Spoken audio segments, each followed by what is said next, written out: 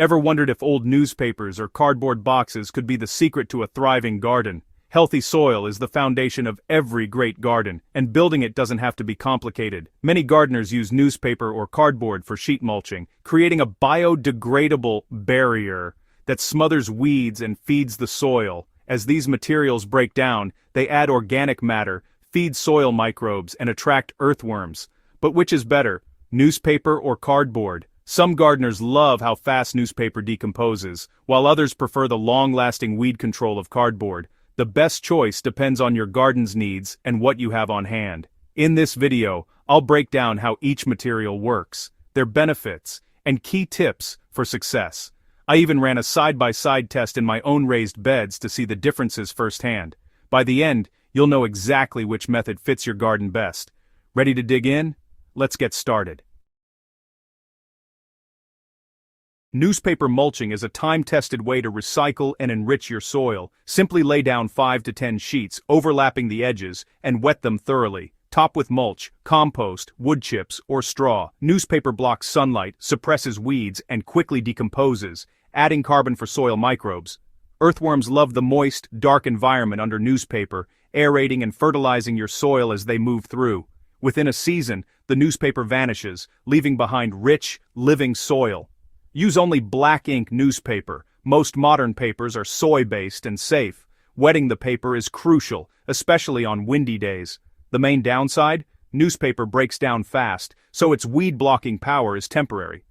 But for a quick boost to existing beds, it's hard to beat. Just remember, overlap well and cover thickly for best results. Simple, effective, and earthworm-approved.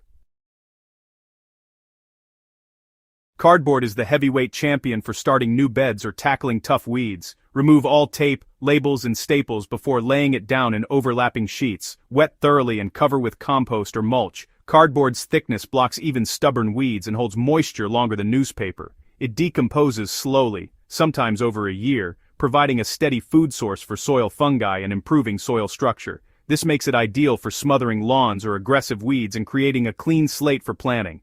The downside? It takes longer to break down, so soil enrichment is slower. Worms and microbes will eventually move in, but patience is key. Always double-check for hidden plastics before using.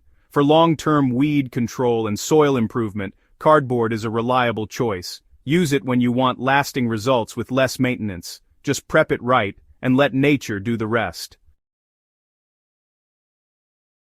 I tested both methods in identical raised beds, one with newspaper, one with cardboard. After a few weeks, the cardboard bed held moisture better while the newspaper bed dried out faster. Earthworms flocked to the newspaper bed almost immediately, breaking it down and enriching the soil within a month.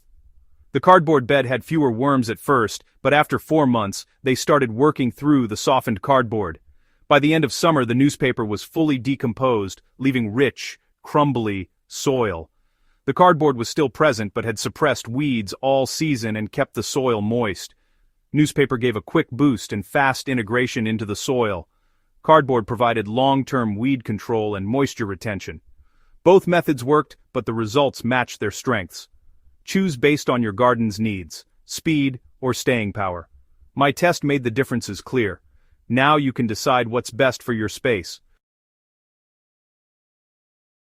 So, which should you use? For quick soil improvement and worm activity, go with newspaper. For long-term weed suppression and new beds, choose cardboard. Always use thick layers, overlap edges, and wet the material well. Cover with at least 2 to 4 inches of compost or mulch to hold everything in place and feed soil life. Remove all tape and labels from cardboard, no exceptions. Both methods help you recycle, reduce weeding, and build fertile soil. I use cardboard for new perennial beds and newspaper for annual veggie beds. There's no single best answer, just the right tool for the job. Look at your garden, set your goals, and pick what fits. Either way, you're building healthier soil and a better garden. Try both and see what works for you. Happy gardening!